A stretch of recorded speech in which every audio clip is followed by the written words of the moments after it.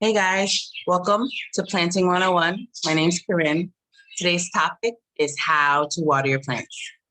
So, did you know that root rot, infection, disease, and bugs in household plants is caused by overwatering? You know, people think, oh, I'm loving my plant, I'm giving it extra love, and really we're killing our plants slowly but surely. So what are the signs that we're killing our plants slowly but surely? Like Lauren. All right. So if your plant leaf is crumbly like this, yeah, definitely underwatering. All right. If your plant leaves look like this, they're yellow, you're overwatering. Yeah, for sure. And if your leaf looks like this, I would advise you to change the soil. There may be disease or bugs or infection. So I would change the soil for sure. All right, so when do we water our plants? All plants in general, even if you have an outside garden or an inside garden, they like to be watered in the morning because it gives them a chance to use that water energy and absorb it. If you water your plants in the evening time, the water just sits there and they don't get to use it, and it increases your chance of bugs and infection. And if you have a lot of plants, that can be an issue. Definitely. So how do I water my plants? Okay, so if you have, and let me just do a side note very quickly. You see this guy, this peace lily? So you see how these leaves are yellow? There's just two of them. That's normal because look how many leaves he has. So don't worry that you're overwatering it if your plant looks like this and you have just a couple yellow leaves. No worries. That's normal. That's just a part of nature. Okay. So how do I water my plant? So if you have a plant like this, you pick them up, take them away from the canister, right? The water catcher. And then you spray the plant completely all the way through until it's dripping wet, all right? And then when it's one or two drips left, then you put it back wherever it goes. Okay, hold on 1 second. All right, so if you have a plant like this one that's in a clay pot, then you do the same thing. Water the whole entire plant because we have to be like rain. That's how rain works, right? So we have to water the entire plant, let the rain, let the water seep all the way through and go all the way down until, one or two drips, the same deal, okay?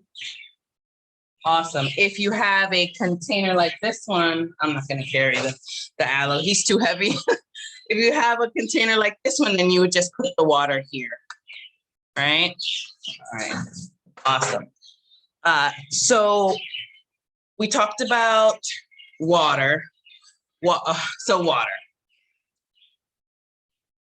This is a couple takes I've taken. So, all right. So let's talk about water. So if you're using tap water, which I do, and some people use bottled water, by the way, but I use tap water, but I let it sit out. So all the sediment, all the chemicals evaporate. Another thing is you could use rainwater as well. Oh my gosh, plants love rainwater. Okay, so even if you want to put a bin outside when it's raining and just collect a little water and just go around and water your plants, absolutely. And if you want to put a little boost in your water, there's a couple things you can do.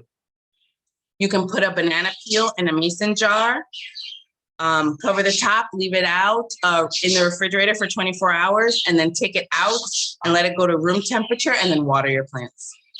Another thing you can do, rice water is awesome. Pasta water is awesome. All these egg waters, you boil eggs, all that water really adds extra nutrients and vitamins to the water. All right. Now, some tips. So if you are overwatering your plant and your leaf looks like this one, I would advise you to stop watering your plant for at least 2 weeks. 3 weeks, calm down on the watering for a little bit. Let it dry out to about 60%, like I said, and then water as usual, but don't underwater. People have the tendency to overwater, then underwater, overwater, then underwater. Try not to do that. If you're overwatering or underwatering, just wait till the plant's at about 60% and then water as usual. Okay. Trying to think if I have anything else. Where do you water your plants? Now, if you have an outdoor space and you have a hose, awesome. What if you don't? What if you live in a 1-bedroom apartment? Where do you water your plants? Everyone needs healthy air. So if you live in an apartment or in a place that doesn't have outdoor space, you can, what I do in the kitchen is I just take my plants and I water them in the sink. And the plants that are in my room, I water them in the shower. So definitely doable, and definitely something easy to do, okay? One other thing very quickly, I wanted to mention, when you're watering your plants, because you have to water it all the way through, don't be afraid to pull away the leaves and then get in there and water the plant. Another awesome tip, when you're watering the plant, you can take the stem of the plant and just move it a little bit. You know, don't be too rough, but move it a little bit because plants naturally are outside in the wind. And that wind would be doing that movement for them, right? Helping them. But our plants are inside, so they don't have the opportunity. So when you're watering your plants, feel free, take your hand, move their stem a little bit, and that helps their stem to grow bigger and stronger. Okay? All right.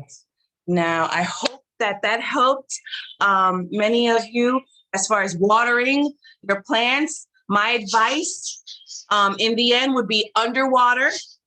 My advice would be to underwater because it's the #1 reason why plants get sick and die is overwatering. So under versus overwater. Okay, that's my tip for everyone.